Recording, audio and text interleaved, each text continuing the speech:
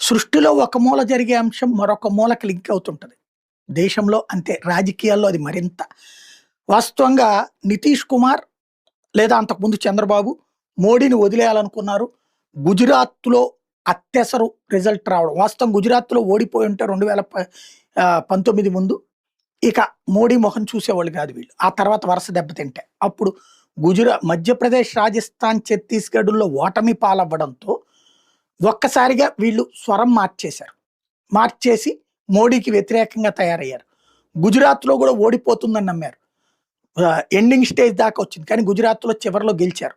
దాంతో వీళ్ళకి ఏం చేయాలో పాలుపోలేదు.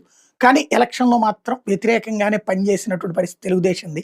అలాగే నితీష్ కుమార్ గెలిచిన తర్వాత వెళ్లి లాలు వాళ్ళతో పొత్తు పెట్టుకుని అటు పక్కన కూటమి ప్రభుత్వం ఏర్పాటు చేసింది చూసాం. అయితే అదే నితీష్ కుమార్ మొన్నటిసారి వరుస విజయాలతో అంటే